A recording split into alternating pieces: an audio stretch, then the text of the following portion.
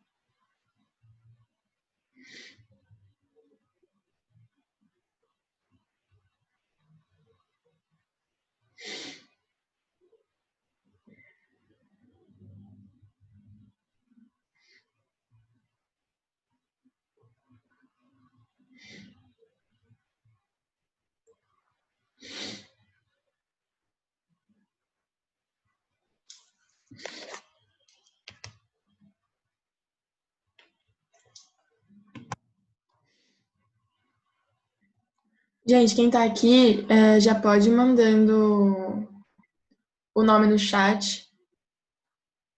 Aí eu vou esperar mais 5 minutinhos.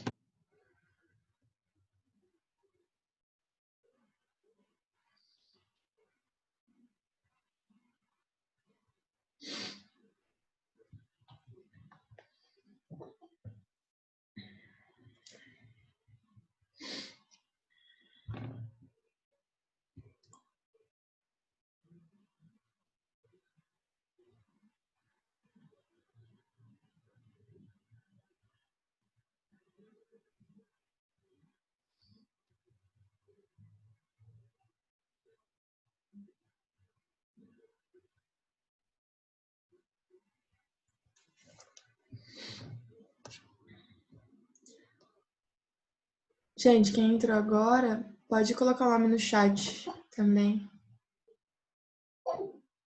Como eu fiz na última aula, eu vou esperar a galera ir entrando. E já quem for entrando sempre pode já colocar o nome no chat, tá?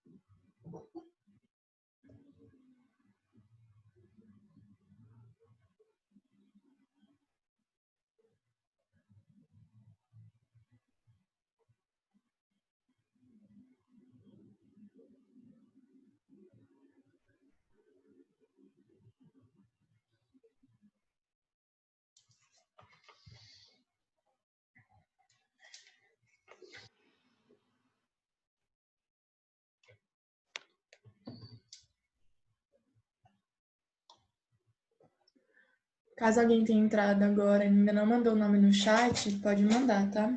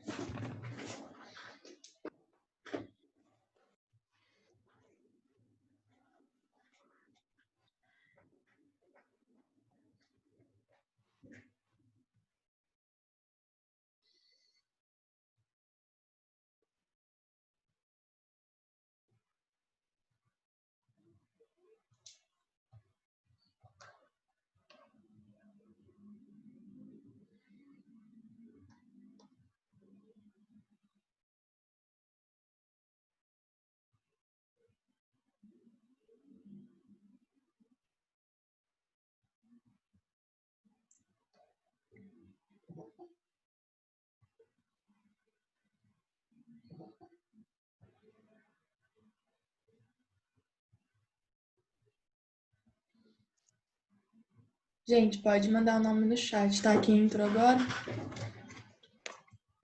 Que eu vou dar umas... Enquanto a gente não começa, né? Eu vou explicando algumas coisinhas de como vai ser as próximas aulas e essa aula. E aí vocês podem ir mandando até todo mundo mandar, a gente... Todo mundo entrar e a gente mandar, a gente começa.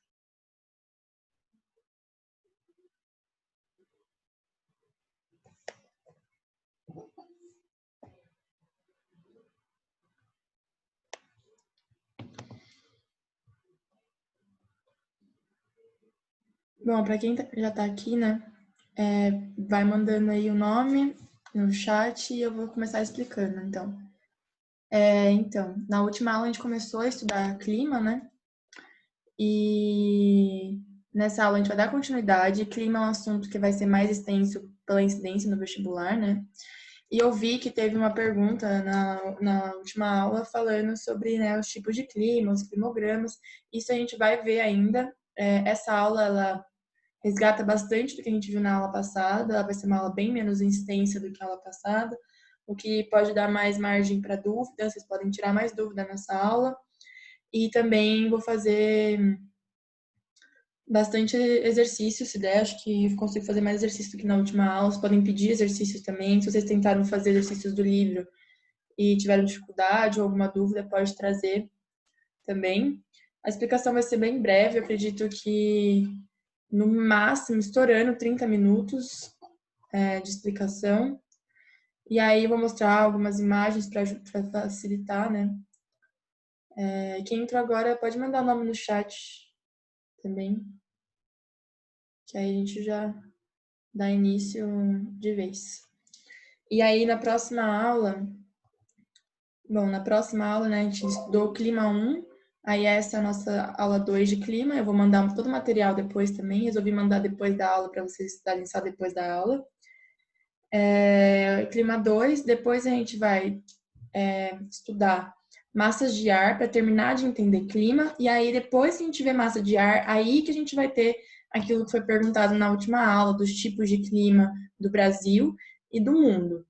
E aí logo depois disso a gente já começa a estudar biomas, vegetação e tudo isso que cai bastante também. Então essas aulas, acho que das aulas do tema clima que caem mais, essa hoje é uma aula que cai menos. Ela é importante para entender algumas coisas do clima, com certeza. Tipo, são questões que caem, tipo, você precisa articular para entender o clima. Mas, por exemplo, tipos de clima é o que mais cai disparado, que é a nossa próxima aula. E para você entender a próxima aula, essa também é importante, né? Mas estou só explicando porque que essa aula eu vou ser mais breve, que não vai ficar, acredito que fique menos cansativo, por ter um volume menor de matéria, tudo bem? Quem entrou agora, por favor, manda o nome no chat. Alguém tem alguma dúvida do nosso cronograma? Das aulas, alguma coisa assim? Só explicando, porque esse é um tema que, diferentemente dos temas que a gente vem tendo antes, para quem estava acompanhando as aulas no YouTube, era mais, tipo, não repetia tanto, mas clima, como cai muito, a gente precisa dar uma atenção especial, então vão ser várias aulas.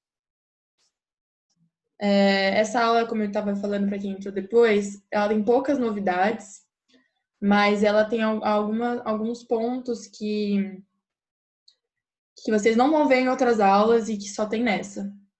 Então, por causa disso é importante. Gente, todo mundo mandou o nome no chat? Só vou lembrar essa última vez pra gente poder dar início à aula. Todo mundo mandou?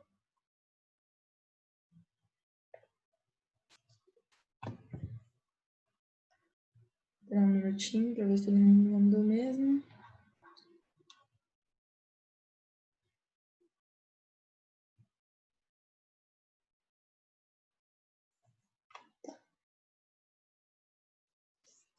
Então, vou começar a aula. Vou projetar aqui para vocês também, né? A nossa folhinha da semana, e depois vocês vão ter ela pelo WhatsApp, que eu vou mandar para vocês também.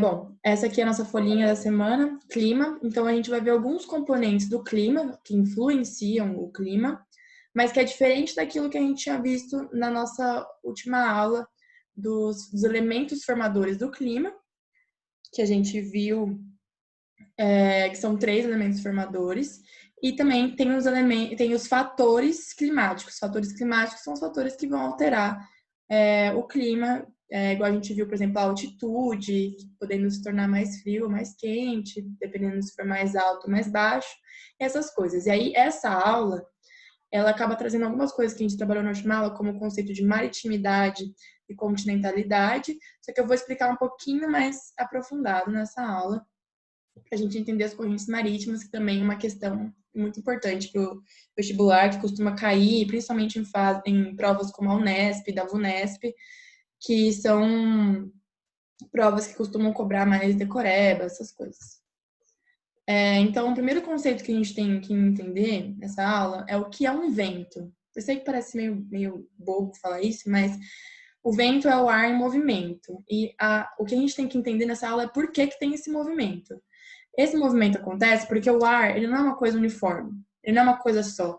Então, dentro desses gases que compõem o ar, né, o ar é uma mistura gasosa, vão ter diferentes temperaturas. Então, vai ter uma diferença de temperatura, um gradiente de temperatura entre as camadas de ar. Só para ter certeza, tá todo mundo vendo a tela, né? Porque na última aula teve alguns problemas. Tá todo mundo vendo a folhinha na tela? Tá bom. Beleza, então.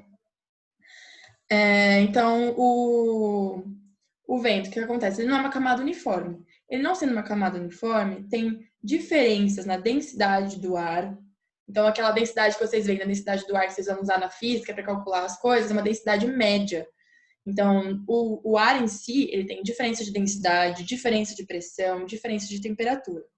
E todas elas se relacionam. Então, o que acontece quando a gente fala de um vento? Igual a gente vai ver nessa aula um tipo de vento muito importante que costuma cair no vestibular, que é o vento alísio. Alísio, não sei se vocês já tiveram contato com isso, mas é um tipo bem especial de vento que se você souber 2 coisas sobre ele, você resolve a maior parte das questões. Eu sei que o nome é um pouquinho diferente, pode parecer decoreba, mas se você souber 2 coisinhas, você já consegue resolver, tipo, 70% das questões sobre esse vento alísio. Então, vamos lá. O vento, então, ele precisa de uma camada mais fria. Essa camada mais fria, ela tem uma densidade maior, portanto, ela é mais pesada. Então, ela sempre tende a ir de camadas mais altas para camadas mais baixas. A camada quente, ela tem maior concentração de calor. Então, esse vento dilata. Igual metal, que a gente esquenta metal, ele dilata. Então, mesma coisa aqui. O ar vai dilatar, ele vai ficar mais leve, então ele tende a ir de camadas mais baixas para camadas mais altas. Essa movimentação do ar frio indo para baixo, do ar quente indo para cima, forma, tá vendo o círculo aqui que eu tô fazendo com a minha mão? Forma uma corrente de ar. E essa corrente de ar, essa dinâmica do ar, a gente chama de vento. Por isso que vento a gente fala que é o ar em movimento. Não é só soprando de um lado para o outro, é todas as camadas da Terra, da atmosfera inteira, que a gente vai falar desses ventos. Isso se aplica a tudo, não é só esse vento que bate na sua janela, etc. Então, necessariamente, por definição, até grifei aqui, para que tenha vento, tem que ter o encontro, esse contato entre 2 tipos de camadas diferentes. Uma camada de baixa pressão, que é essa camada quente, e uma camada de alta pressão, que seria uma camada fria, porque ela é mais pesada, pensando em pressão de peso mesmo. Agora, a gente vai começar a gente tem que entender nessa parte, pensando no globo. E é aí que eu vou mostrar uma figura que é muito importante. Deixa eu compartilhar aqui. Essa aqui. Essa figura aqui, a gente chama de circulação atmosférica global. De forma muito grossa, vamos relembrar algumas coisas. Aqui a gente tem o paralelo que vai marcar a zona polar, né, de uma latitude já mais alta. Aqui a gente tem o trópico, aproximadamente 30 graus, a gente sabe que é 23 graus, lá das nossas primeiras aulas, mas mesmo assim aqui é nosso trópico, né, trópico de Capricórnio. tem no hemisfério sul. Aqui a gente tem nossa linha do Equador, que é nossa latitude zero, nosso paralelo zero. E aqui a gente tem nosso trópico de Câncer e aqui, de novo, o círculo polar do Ártico. Então, como que funciona essa dinâmica? Isso aqui eu vou falar. Se surgir dúvida, porque é bastante informação e pode ser meio confuso, eu sugiro que vocês procurem essa imagem no Google. Eu posso mandar aqui no chat também. Vou mandar no chat. E aí vocês tentam desenhar isso depois. Desenha, faz o esquema. Igual tá na folhinha. Posso até mandar. Vou mandar, né, o scanner, né? Não mandei ainda, mas vou mandar. Escaneado o esquema atrás, caso ajude vocês. Deixa eu mandar aqui. Essa imagem. Por que que eu quero que vocês vejam essa imagem? Porque vão falar, isso cai muito nas questões, vão falar, por exemplo, que a linha do Equador, aqui, ó, linha do Equador, a gente sabe que essa região do Equador aqui, que nas nossas primeiras aulas também, é a região do planeta que tem maior incidência de incidência solar. Essa região aqui, então, ela se configura como uma região de baixa pressão atmosférica. A gente falou que a baixa pressão é do ar quente, né? Então, o que acontece? Essa aqui é uma faixa de baixa pressão. Aí, o que acontece? Isso é uma estratégia para vocês decorarem, não é necessariamente a explicação científica. Para que tenha circulação, né? A circulação, o vento, a gente não acabou de falar que tem que ter tem que ter tipos antagônicos de massa de ar, uma quente e uma fria, uma de baixa pressão e uma de alta pressão. Sendo assim, elas vão ser intercaladas para que tenha essas correntes de vento. Então, aqui a gente tem a zona de baixa pressão, que é o Equador, então você sai do seu ponto zero, baixa pressão. A próxima, consequentemente, vai ser de alta pressão, e a próxima aqui também, logo seguinte, vai ser também de alta pressão. O encontro entre essa baixa pressão do Equador e com essa alta pressão dos trópicos forma o vento. Aí a mesma coisa aqui. Aqui vai ser uma zona de baixa pressão, sempre intercalando, de baixa pressão. E no polo em cima, literalmente em cima do polo, é alta pressão de novo. Então, é um espelho. Então, aqui, baixa pressão, alta pressão, baixa pressão, alta pressão. Baixa pressão, alta pressão, baixa pressão, alta pressão. Decora que é intercalado. É a melhor forma, porque se você se você sabe que o Equador é baixa pressão, você já sabe construir o resto inteiro. Agora a gente vai para um outro conceito que cai em prova, não está na folhinha, mas cai em prova, então se puder anotar em algum lugar é bom, que é um conceito que é de zona de convergência e zona de divergência. O que se refere a esses dois termos? A zona de convergência, igual a gente quando estudou convergência de placas tectônicas, é o que está indo de acordo com. Quando você concorda com alguém, você está indo de acordo com alguma coisa. E zonas de divergência é onde você diverge, você discorda daquilo, então você está se afastando daquilo. Então, o que acontece? A linha do Equador, aí decora, sempre decora com a linha do Equador, que o resto você vai conseguir já entender. A linha do Equador é a zona de convergência máxima da Terra.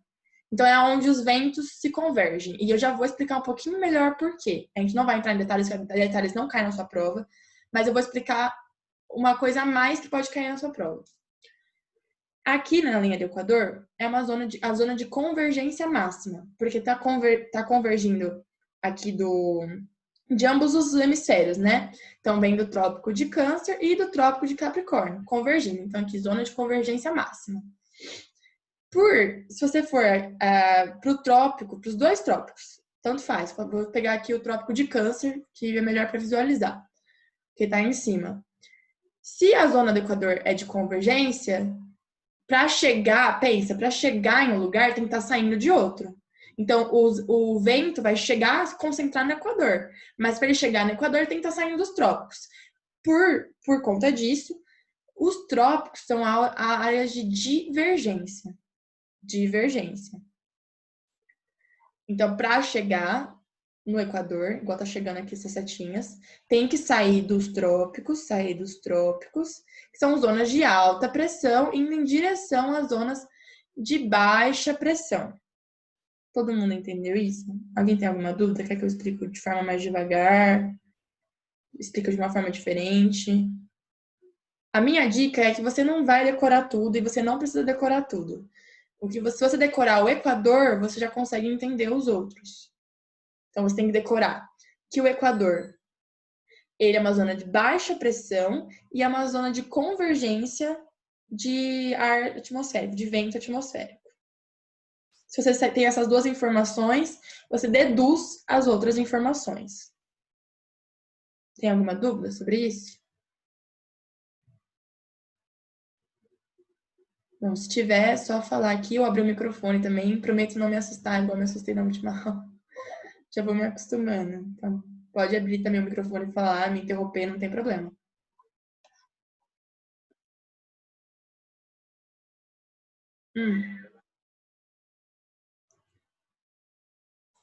Todas essas linhas que estão deitadas aqui, elas são paralelos. Só que o que a gente chama, o Equador é nosso paralelo zero, né? Que seria a nossa referência para tudo. Aí, esse aqui também é um paralelo, mas esse aqui é o trópico. Então, a gente tem o Equador e os trópicos. E vai cair com esse nome na prova. Então, vai ter o Equador e os trópicos. Trópico de Câncer, no hemisfério norte, e o trópico de Capricórnio, no hemisfério sul. Imagina. Aí, tipo, só complementando a dúvida, a área de divergência vai ser nos trópicos. Porque no Equador, a gente fixa, né, o Equador, assim, como referência, só pra gente ajudar a decorar, sabe? Porque eu acho meio difícil, não sei vocês, mas eu acho meio difícil ficar decorando um por um. Então, se decora um, e decorando um, você tem todos. Que é uma vantagem. Sim, vocês que têm que saber muita matéria, sabe? Acumular muita matéria. Então, tipo, se você sabe que o Equador, ele é uma zona de baixa pressão e que ela é intercalada, então você já descobriu todas as outras. Tipo, baixa pressão, baixa pressão e no polo exato, alta pressão. Aí aqui de novo, vamos fazer para o hemisfério norte agora. Baixa pressão, baixa pressão e alta pressão. Então é só intercalar. E aí, essa questão, né, da convergência, da divergência, explicando de novo, só para fechar esse raciocínio, porque a gente vai ter que ir para um outro raciocínio também que é meio complicado. Mas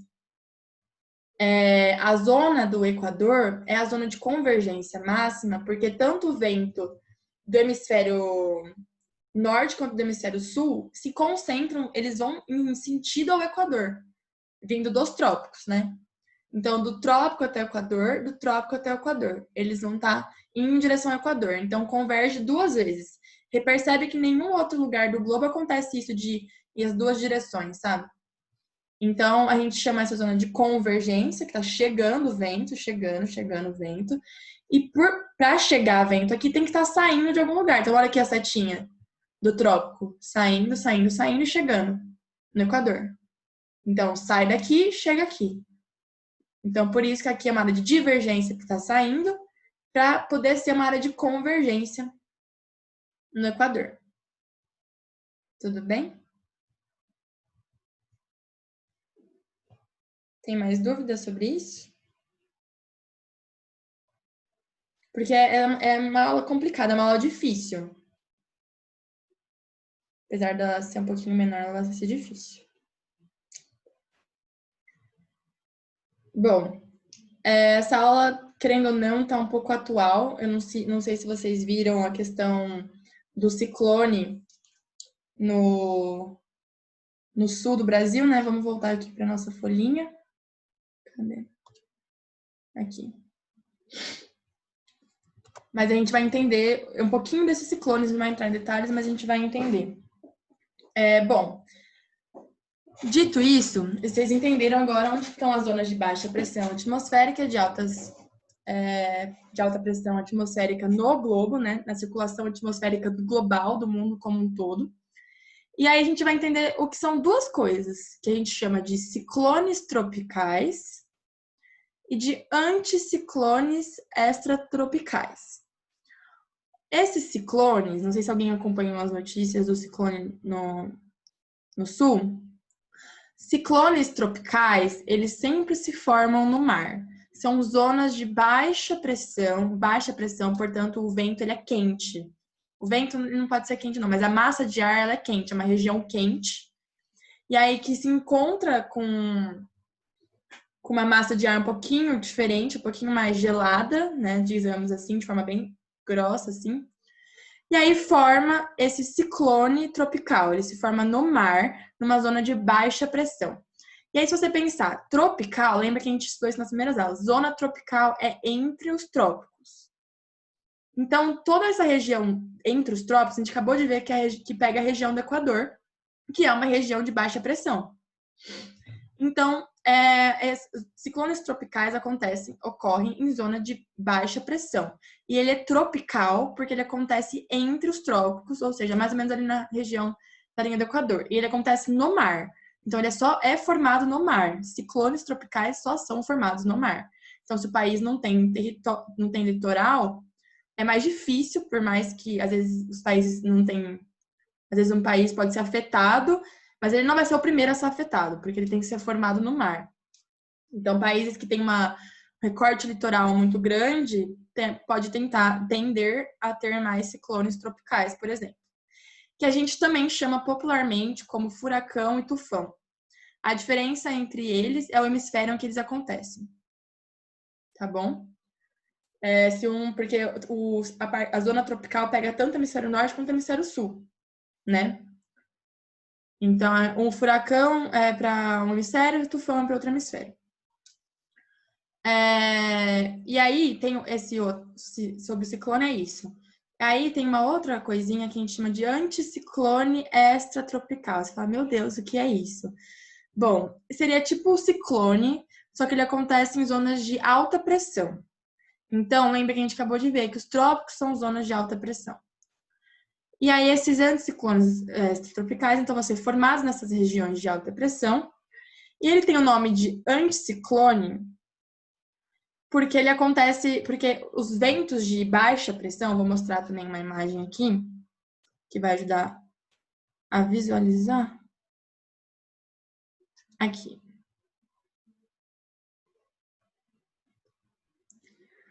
Os ventos aqui, tá dando pra ver, tá certo. Os ventos, né, que a gente chama de ciclone, eles são de baixa pressão, então eles sempre vão tender a ascender, subir, sobe. Igual aquela que a gente acabou de falar sobre a circulação atmosférica. E os anticiclones, né, eles são de alta pressão, então eles sempre vão tender a descender, a descer, no caso. Aqui nesse ciclone tá essas nuvens aqui, porque como ele é de baixa pressão, ele acaba carregando bastante umidade por conta do calor, como se fosse formar chuva mesmo.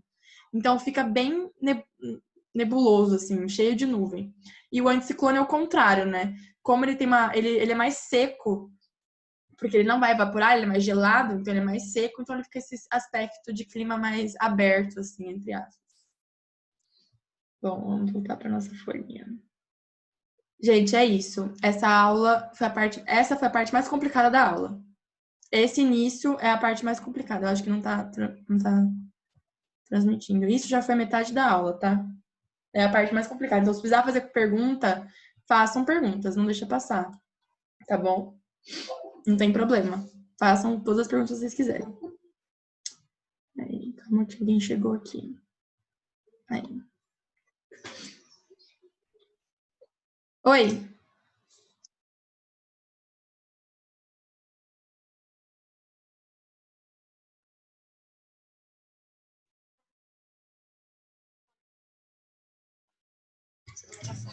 Olha, tem relação sim.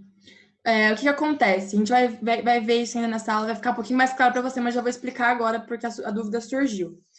O que acontece? As correntes marítimas que são mais quentes, mais aquecidas, elas têm uma taxa de evaporação maior. Então, o ambiente ele fica mais úmido. Então, isso favorece, tipo, ambientes quentes, como a linha do Equador, essa umidade, ela fica super aquecida, então ela favorece que esse vento suba, né? Que essa massa de ar, de ciclone, suba, e aí ela vai formando essa nuvem que eu mostrei na imagem, sabe? Então, é por conta disso, é por conta da taxa de evaporação. Deu para entender?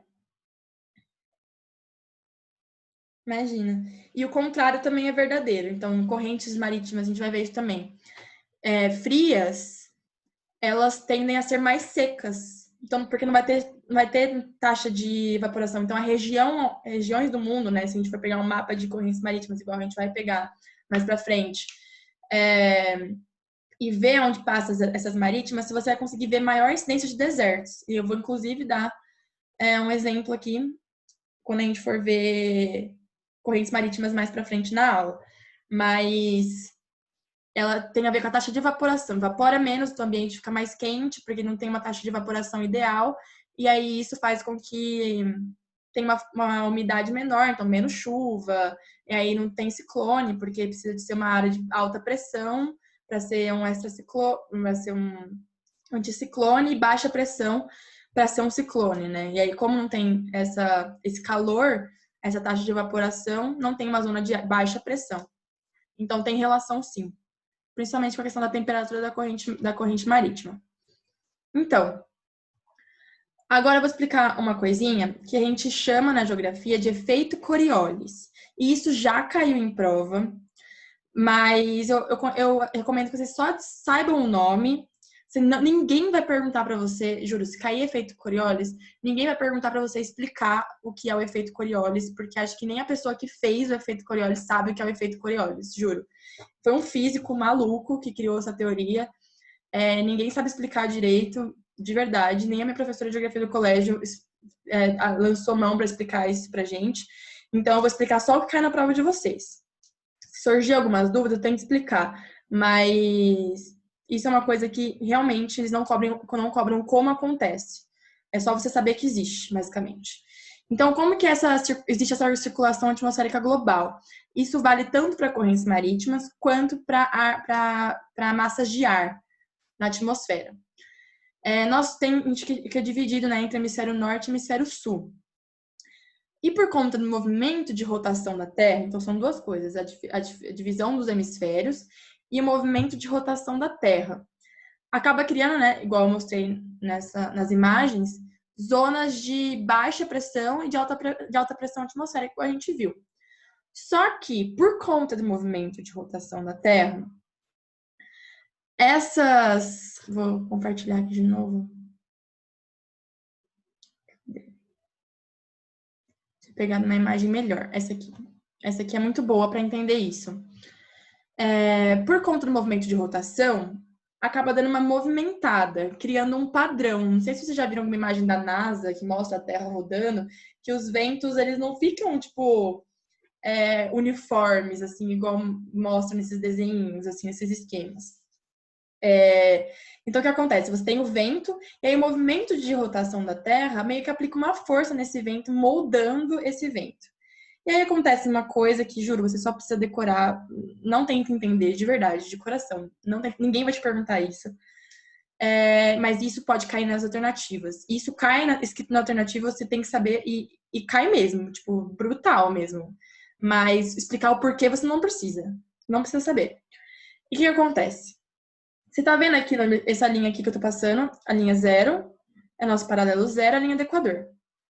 Aqui, no hemisfério sul, essa corrente A aqui, tá vendo? Que tá indicando uma alta pressão, ela tá perto do trópico aqui.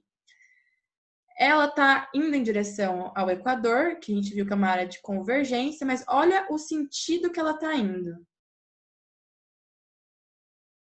Tá vendo? Sentido anti-horário. Então, essa massa de ar, ela tá se movimentando em sentido anti-horário. Agora, vamos para o hemisfério norte. Aí tá a desgraça dessa matéria. Como eu falei, ela é difícil. Aqui também, de novo, uma zona de alta pressão, mais perto aqui essa aqui também, né? Dá para ver? Perto do trópico, indo em direção ao Equador, né? Igual a gente viu, normal, beleza. Só que ela tá no sentido horário. Sentido horário. E ninguém direito sabe como explicar isso. Essa explicação que esse físico deu é por conta desse efeito Coriolis, que seria por conta da diferença de temperatura, que seria por conta da irradiação solar em cada latitude.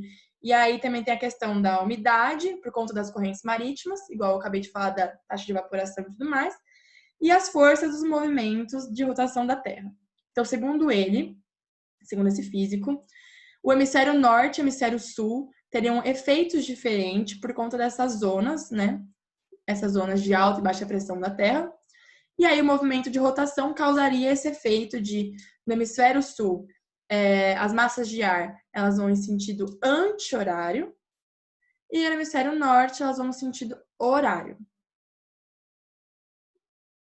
Um jeito de decorar isso meio bobo, que eu decorava, é pensando naquele mapa que a gente viu do norte rico, sul pobre. Então, você fixa o sentido usual ao norte, né? Que o norte normalmente é referência para as coisas. Assim, pensando no mundo então, tem mais países desenvolvidos lá, países centrais, pensando nessa divisão. Eu acabei decorando assim, que no hemisfério norte, portanto, seria o padrão, que seria o movimento no sentido horário, e a gente seria os errados, assim, sentido anti-horário, entendeu? Meio que indo contra isso, contra essa lógica. Sei lá, é o jeito que eu decorei, talvez ajude vocês a decorarem, não sei, mas só para deixar de sugestão aqui.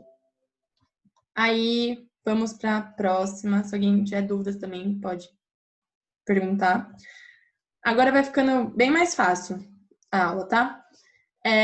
Aqui sobre precipitações, a gente está falando de qualquer coisa que cai do céu, que é de água, né? Tipo, então a gente está falando de granizo, a gente está falando de neve, a gente está falando de orvalho, chuva, o que vocês quiserem. Essas precipitações elas podem ocorrer líquidas ou sólidas no caso do granizo, que elas batem na terra em forma de pedra de gelo. A neve também, ela está em estado sólido. E a líquida não. A líquida é chuva, a gente sabe o que é. Isso a gente chama de precipitação.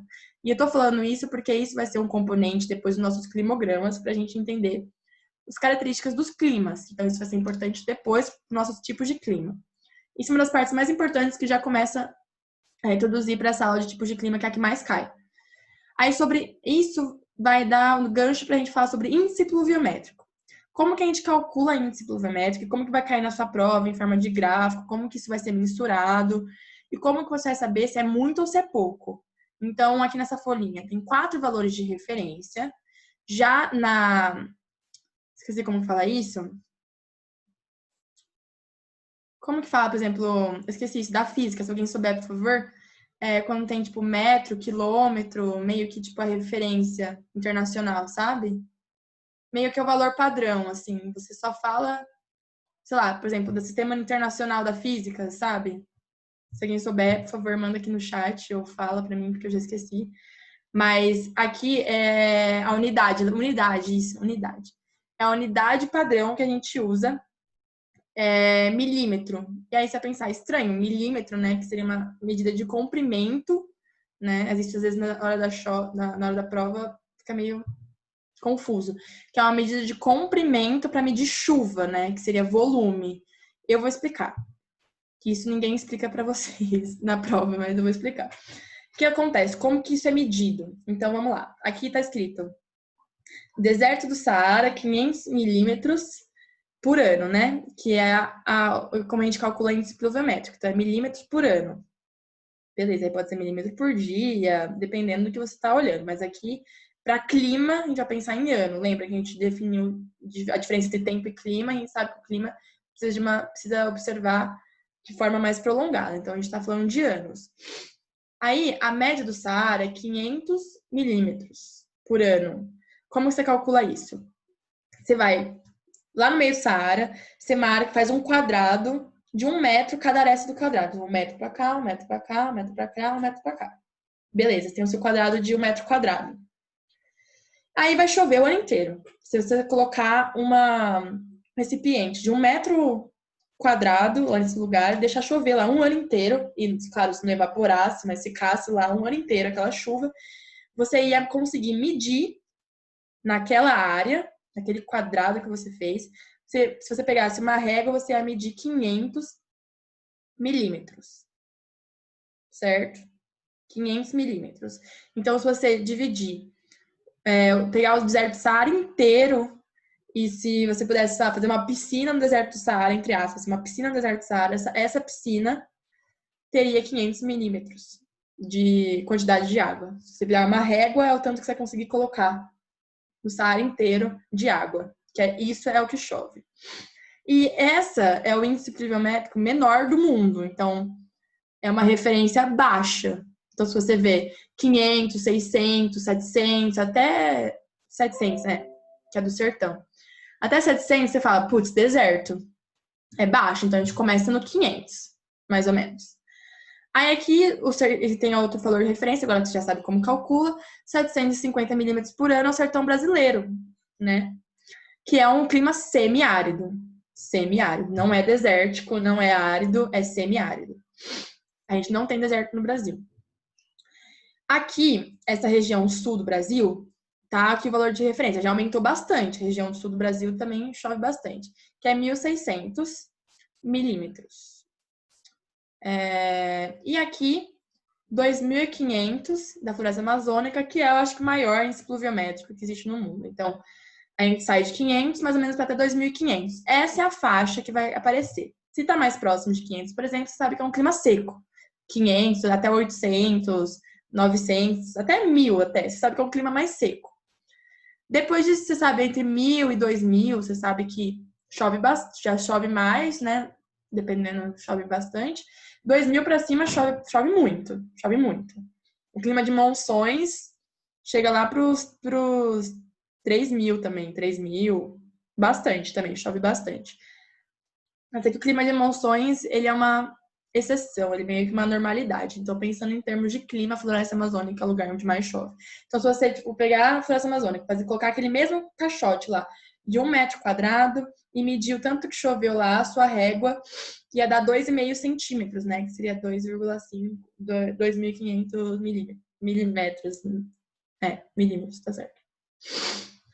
Aí, sobre, além de que pode influenciar isso, né? A gente já viu isso na última aula, eu vou voltar a falar disso só para a gente entender pela última vez. O que vai influenciar na chuva? A gente viu composição da superfície. O que é essa composição da superfície? É a quantidade de vegetação que vai estar nessa superfície. Então, se esse lugar ele tem cobertura vegetal, se não tem cobertura vegetal. Tendo cobertura vegetal, a gente viu que essa cobertura vegetal, ela ajuda na percolação da água, ou seja, a água vai entrar na terra, e isso entra no ciclo hídrico, então ela facilita, ajuda. Agora, se a água fica na superfície, ela evapora e não entra no ciclo hídrico. Então, isso é ruim. Então, por exemplo, também, se isso influencia na absorção solar, então, tipo, solos que estão sem vegetação, absorvem mais calor de forma incisiva, então isso pode causar problemas no solo, e isso influencia totalmente, como eu falei, o ciclo hídrico, então influencia nas chuvas. Então, um lugar, por exemplo, que tem maior desmatamento, tende a ter menor devolução de água para a atmosfera, então vai chover menos lá. E lugares com maior cobertura vegetal, o ciclo hídrico não vai ser prejudicado, vai retornar essa evaporação para o local e aí vai ter mais chuva. Então, locais com desmatamento tende a ter esse efeito. Agora, sobre as correntes marítimas, né?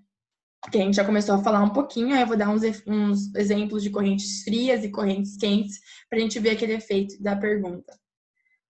Então, igual eu falei, dentro do oceano é igualzinho aqui nossa atmosfera.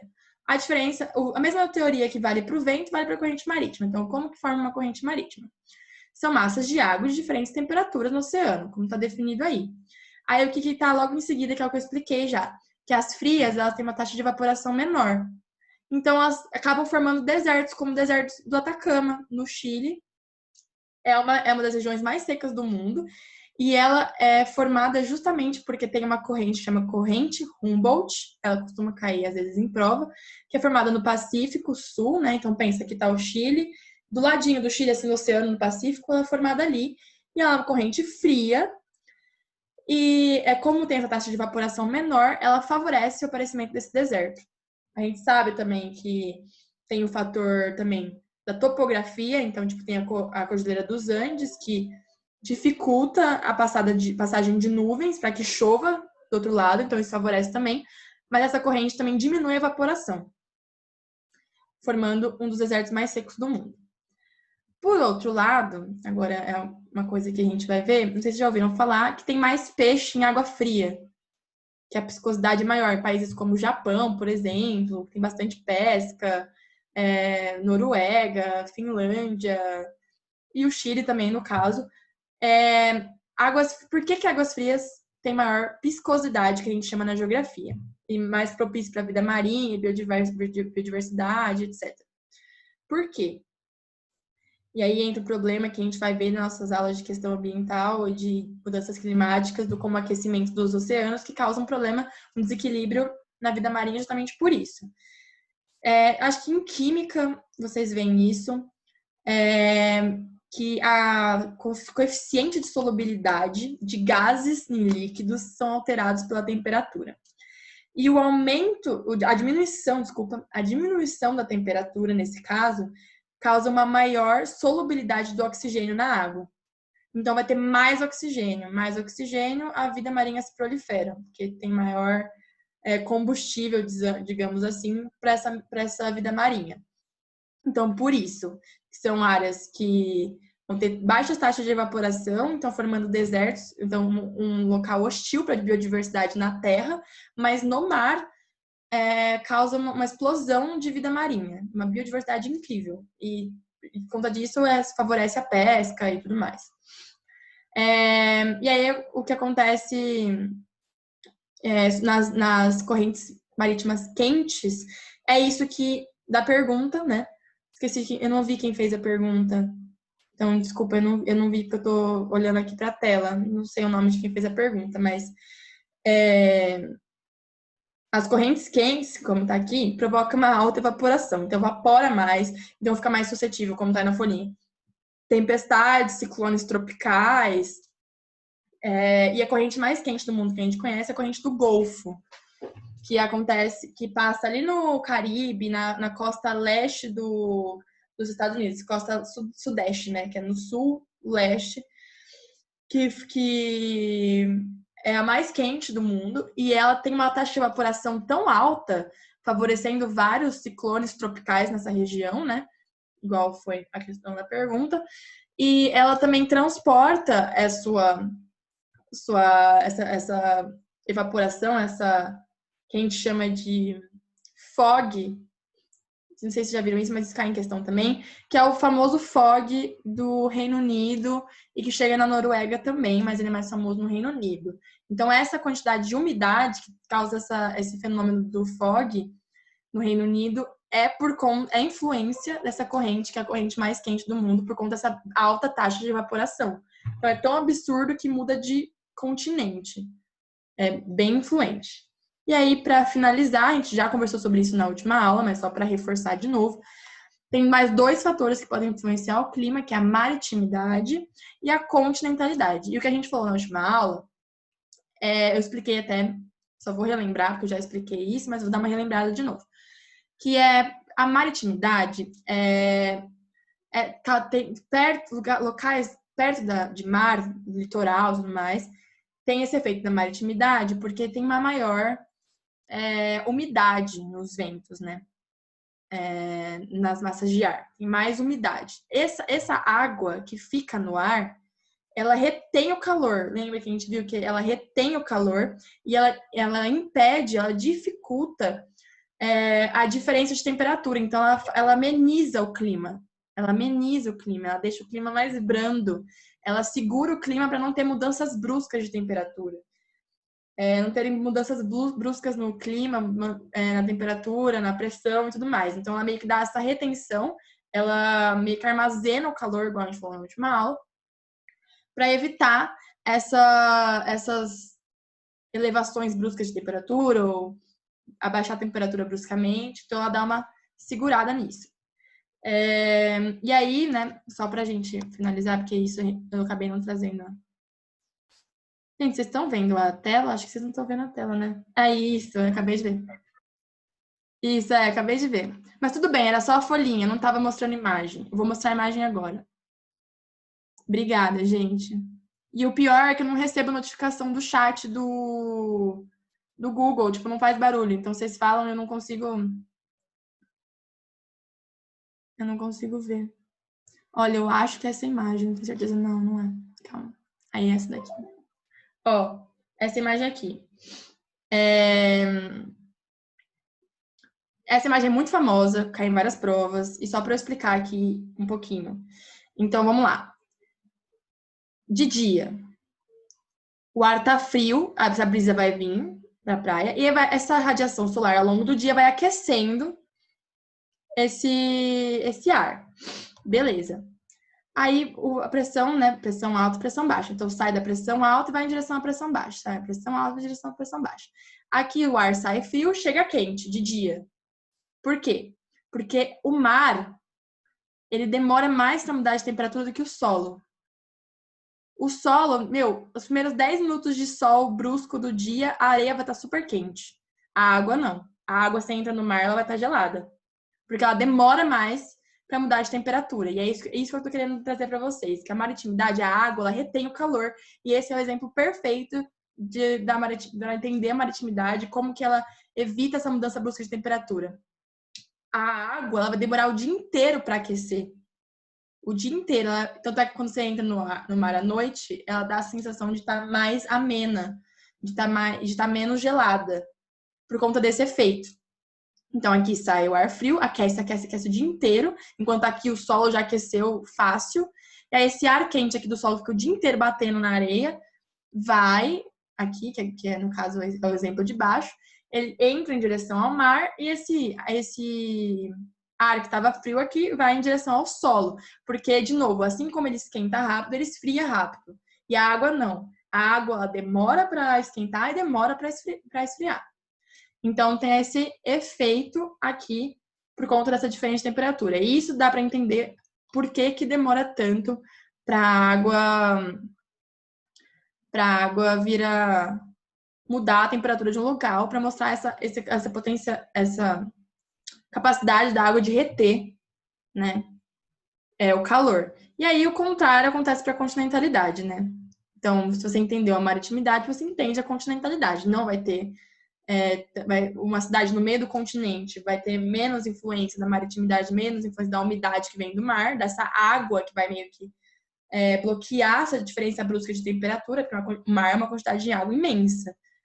Então, ele serve de um retensor. Então, a continentalidade é a ausência desse retensor. Ou seja, o solo, como ele é menos... Ele consegue absorver calor de forma mais rápida do que o mar, você vai ter uma variação mais absurda, mais intensa. Então, a gente fala que a maritimidade, ela ameniza o clima. Então, você vai ver o clima de um certo lugar. E se ela está mais próxima do mar, você vai entender que ela ameniza o clima. Ou seja, vai ter menos variação na temperatura. A temperatura não vai variar muito, vai ficar basicamente naquela faixa. Não vai ter muita variação. Já a continentalidade, a gente fala que ela intensifica o clima. Então, ela está numa região, de clima X.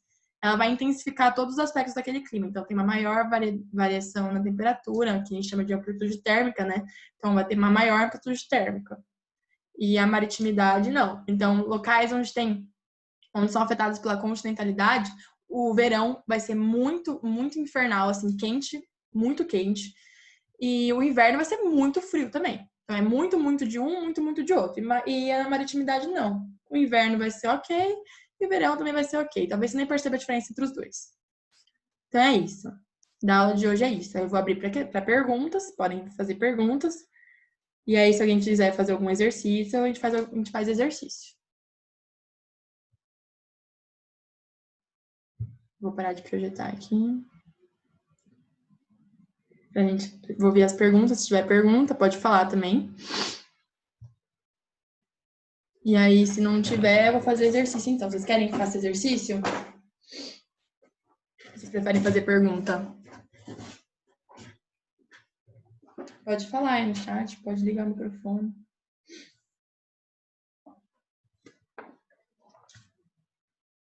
Exercício. Mais alguém prefere alguma coisa? Tem alguma dúvida antes de a gente fazer exercícios?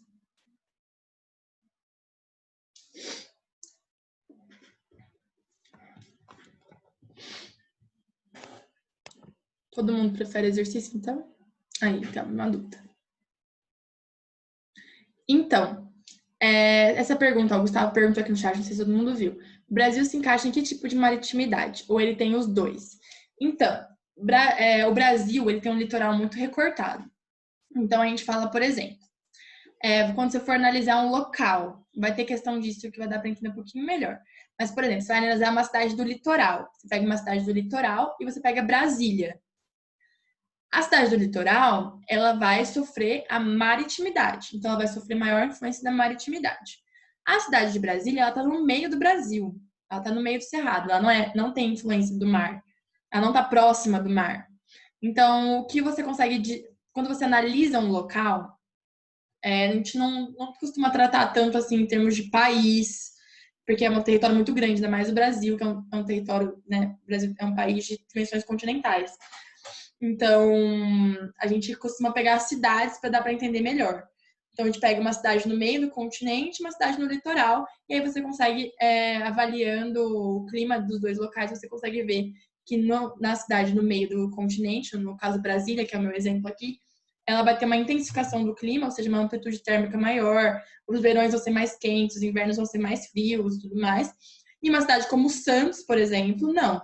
Ela vai ter mais ou menos uma amplitude térmica baixa, com uma variação de temperatura também não muito significativa, e ela vai sofrer maritimidade e não continentalidade, porque ela está próxima do mar. Então, a gente costuma, para você avaliar se é maritimidade ou se é continentalidade que está afetando aquele local, pense, caso a prova te der um mapa, use o mapa. A cidade que estiver mais próxima do oceano, né? Ela vai sofrer maritimidade. E a que estiver longe do oceano, ilhada, no meio do continente, ela vai sofrer continentalidade. Então, usar esse critério de proximidade é o mais eficiente de todos. E aí também, se caso a prova não dê o mapa e ele fixar algumas variáveis, dá para você inferir qual, a partir de climogramas, né? Tipo, por exemplo, que tem maior variação de temperatura, ela tende a ser afetada pela continentalidade. Então, você vai olhar, por exemplo, duas avaliações de amplitude térmica ao longo de um ano e duas cidades, cidade A e cidade B. A que tem maior amplitude térmica, com certeza ela vai ser afetada pela continentalidade, porque vai intensificar o clima. Então, se falar, os invernos são muito fortes e, nossa, neva pra caramba, não sei o que, mas no verão, nossa, faz um sol de rachar. Meu, você já suspeita que esse lugar não é muito úmido. Já suspeita, tem que passar pela sua cabeça. Agora, tu fala assim, por exemplo, a Amazônia, ela não tem uma amplitude térmica muito significativa, entendeu? Então, ela tá no Equador. Só que aí você vai ver pelo climograma, por exemplo, você tem uma chuva igual a gente viu, de 3.000 milímetros, entendeu? Dá para inferir um pouquinho. Mas, por exemplo, se tiver o critério maritimidade e continentalidade na alternativa, você avalia o mapa, normalmente vai ser um mapa, acho difícil tirar um mapa, mas normalmente vai ser um mapa e você avalia a proximidade ou a distância do mar, que fica mais fácil você entender tudo. Deu para entender, Gustavo? Acho que é o jeito mais fácil de resolver esse tipo de questão, de verdade. Vou ter até um exemplo dos exercícios que eu separei. Vamos fazer a questão, então? Já puxo o gancho do Yuri e a gente faz a questão. Se tiver mais questões, se tiver mais perguntas, né, podem fazer. Mas eu vou fazendo essa questão porque tem a ver com a pergunta do Gustavo, tá bom? Essa aqui, essa 11, já ter separado ela. Vou dar para entender certinho isso. Observe as cidades da mesma altitude, tá vendo? Ele deu um mapa, claro, que ajuda muito. Um mapa feio, mas deu um mapa. E ele fixou, né, uma variável. A variável altitude que a gente viu que ela influencia no clima. Então, observe as cidades de mesma altitude, elas têm todas a mesma altitude, identificadas pelos números 1, 2, 3, 4, 5, e localizadas no continente hipotético a seguir. Então, aqui, né, hipotético, parece o Brasil, né? Passa o Equador aqui. A gente tem a cidade 1, 3 e 4 mais próximas aqui do oceano, então você infere que elas poderiam sofrer mais. A 2 também, né, tá nesse oceano aqui, né, sofrer maritimidade. E aqui, essa cidade 5 aqui, ela tá mais no meio do continente. Então, você imagina que ela vai sofrer continentalidade. Aí já ficou mais fácil, né? Porra, você tem quatro cidades que sofrem maritimidade. E uma cidade só que sofre mais continentalidade. Então, você já sabe que, né, por ter menos água, menos influência, né, menos água em volta, vai ter menor retenção de calor.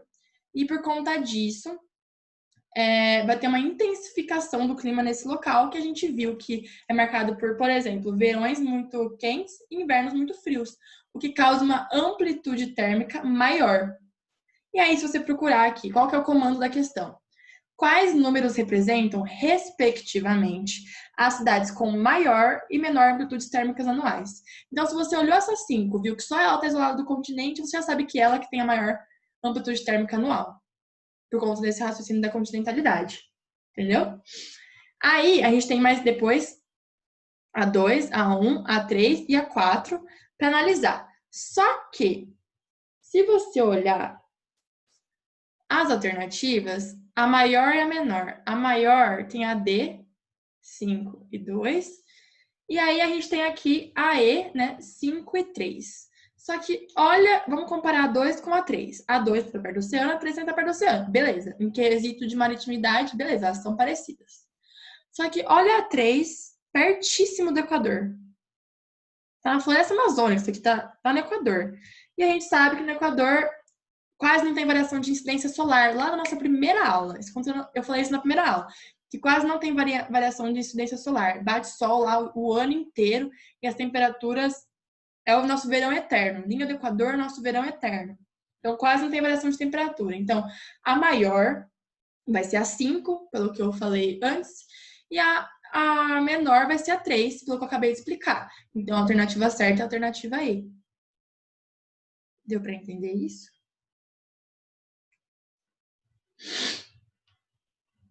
Calma. Sim, exatamente, Isa. Acabei de ver seu comentário. Acho que eu cheguei a comentar isso na última aula.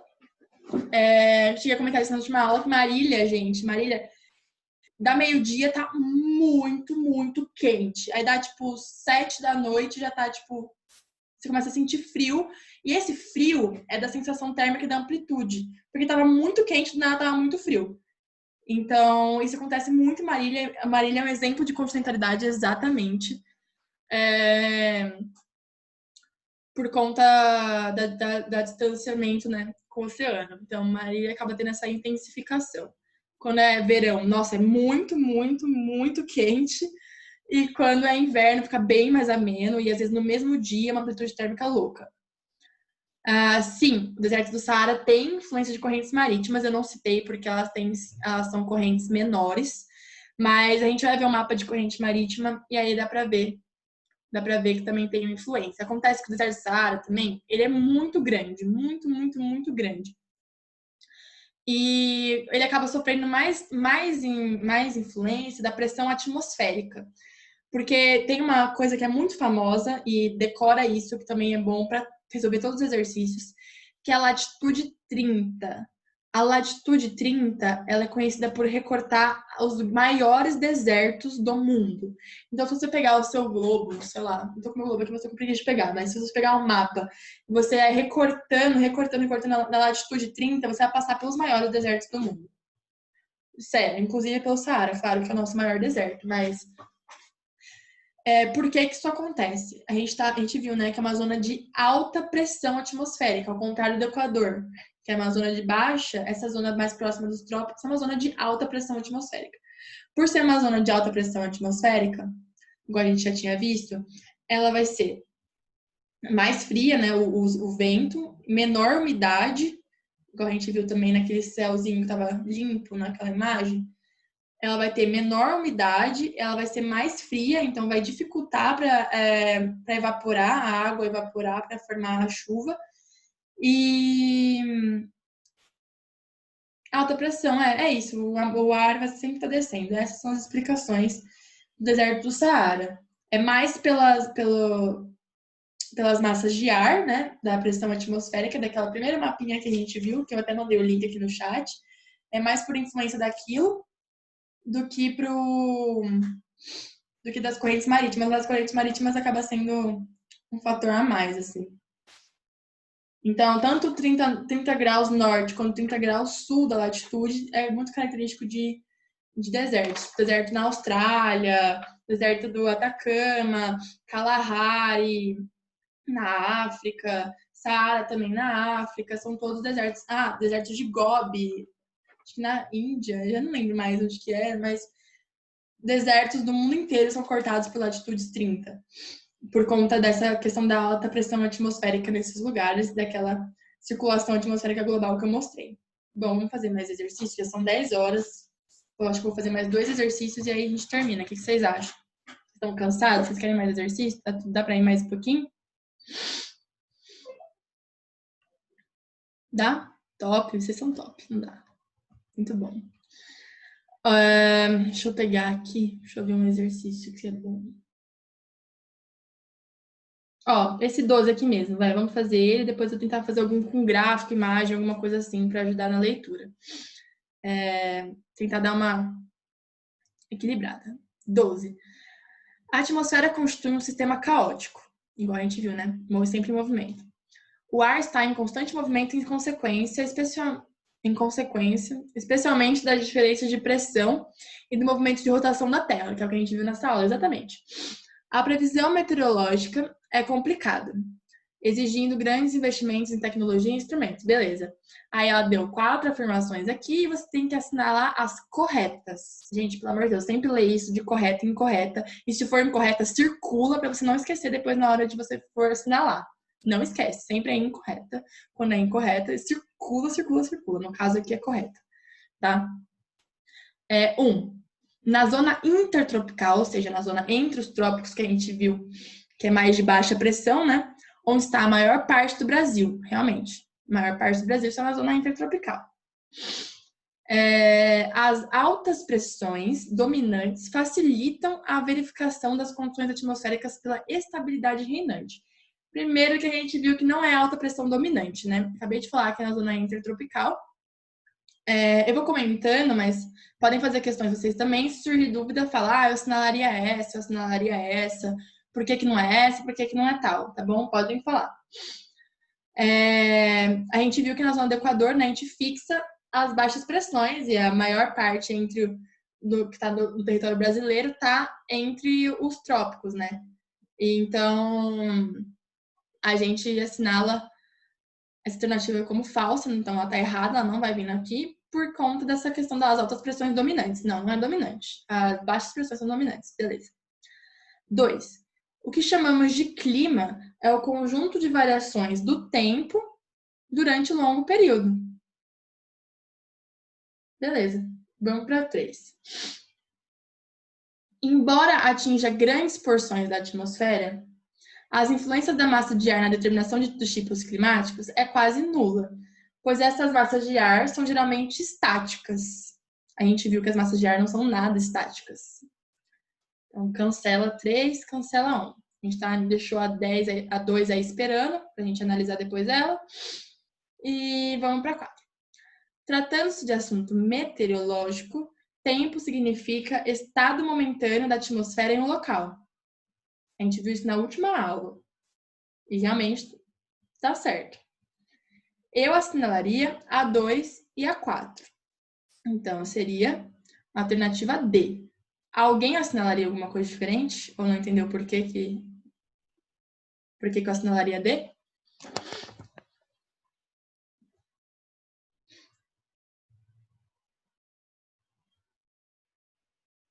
Alguém tem dúvida nessa?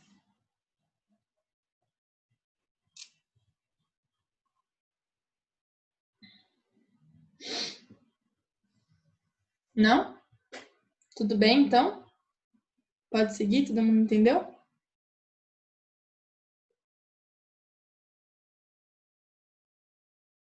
Exato. Tem que ser assim, gostei. Tem que ser sagaz, tem que ir direto. Tem que ter raciocínio na questão, não só pelo conhecimento, mas também entender como são construídas as questões. Alguém não colocaria D? Acho que não, né? Ninguém falou nada. Tá, vamos fazer outra então. Se alguém tiver alguma dúvida sobre essa, pode me interromper, pode perguntar, tá bom? Mas vou indo para outra que, como ninguém falou nada, é melhor pra gente agilizar o tempo. Deixa eu ver.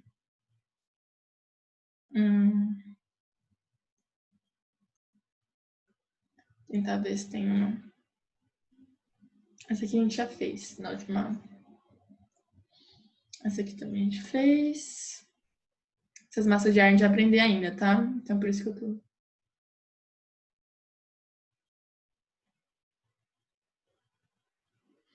Vamos fazer essa aqui da Amazônia, vai.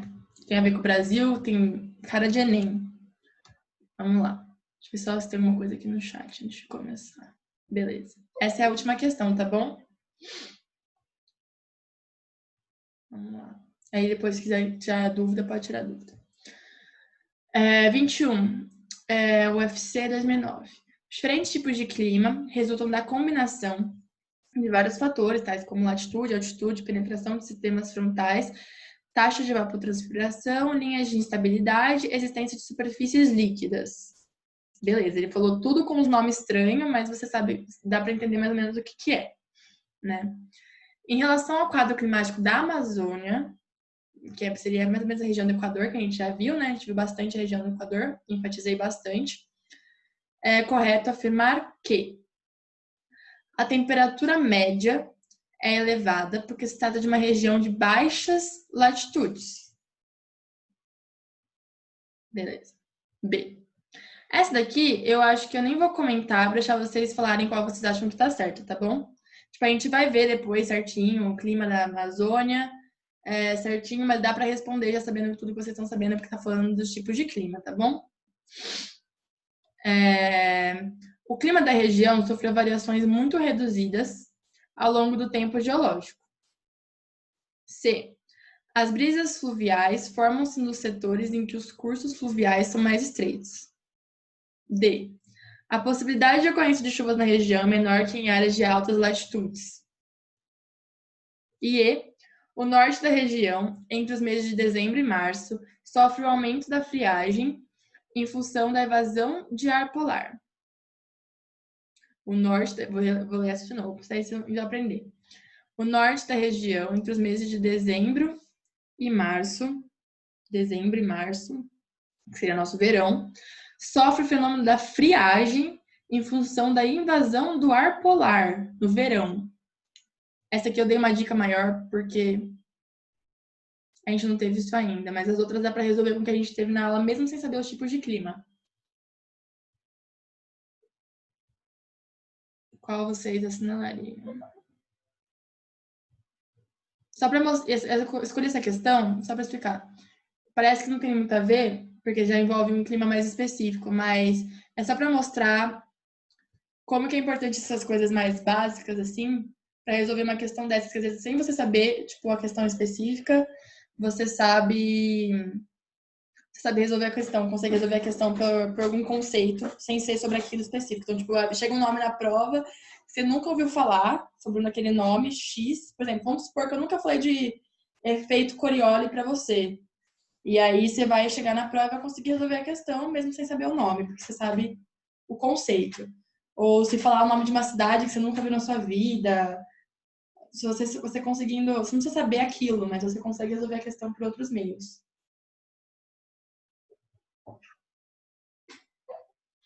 Alguém já tem a resposta? Ah. Mais alguém?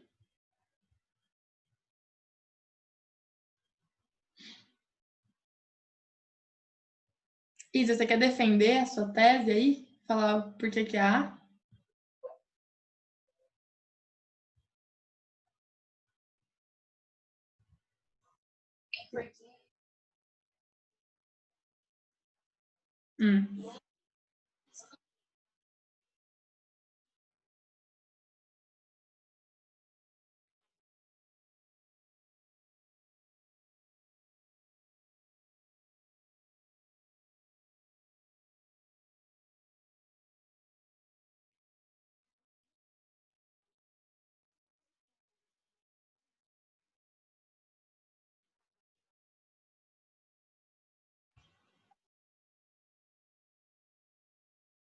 Perfeito. Não, perfeito. É assim que você tem que pensar mesmo.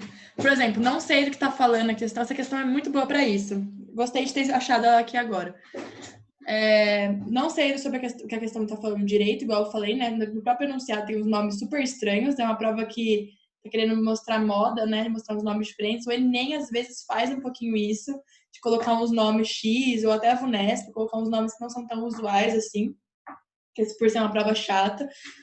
Uma prova mais FUVEST, por exemplo, não faria isso. Mas o Enem, às vezes, pode trazer esses nomes diferentes, principalmente a alternativa, traz uns nomes diferentes para falar de uma coisa que, tipo, é super óbvia. E com esse raciocínio, você consegue não ficar assustado, não ficar presa a uma palavra, não ficar presa a um assunto, falar, nossa, não sei, e travar.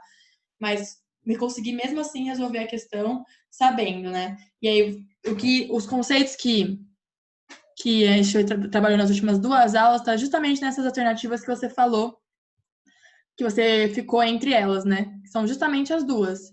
Que, né, a temperatura média elevada porque está em uma região de baixas latitudes, a gente já viu isso, né? Das baixas latitudes e a amplitude térmica em relação à latitude que ela tá, né? Sabendo se ela é uma zona de baixa ou de alta pressão, como a gente viu nessa aula. E na alternativa D, né, a possibilidade de ocorrência de chuvas na região é menor que em áreas de altas latitudes. Áreas de altas latitudes, a gente deduz, né, que é uma zona de alta pressão atmosférica e que, portanto, teria uma menor evapotranspiração e aí por aí.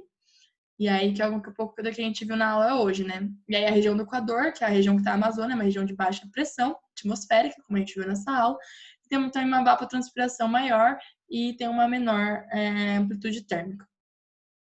Então, por conta da incidência e outros fatores também. Convergência como a gente viu que é a região de convergência máxima de ventos, cheios de umidade. Bom, gente, acho que é isso. Nossa aula de hoje. Eu vou mandar aqui no chat também mais uma imagem que eu usei na aula, caso vocês queiram salvar antes de acabar a aula, já depois estudar também, é uma boa. E eu vou mandar a folhinha no nosso grupo, tá? Com a aula da semana. E lá tem, como todas as folhinhas têm, né? Tipo, tem esses exercícios aqui no final, vocês podem tentar fazer esses exercícios ou podem escolher outros também, das faculdades que vocês queiram, né? Mas, por exemplo, se seu foco é mais Enem, faz mais exercício do Enem. Se seu foco é mais, sei lá, VUNESP, vai procurando umas questões que tem lá. Deixa isso mais livre, porque cada um tem uma prova, quer um estilo de prova. Então, faz das faculdades que te interessam e etc. Gente, por hoje é isso. Alguém tem mais alguma dúvida?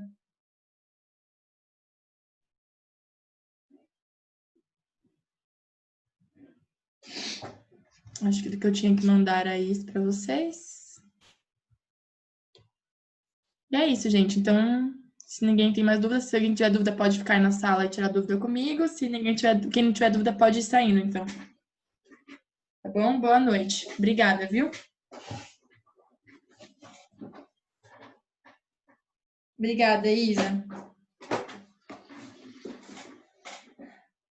Vou esperar todo mundo sair, como sempre.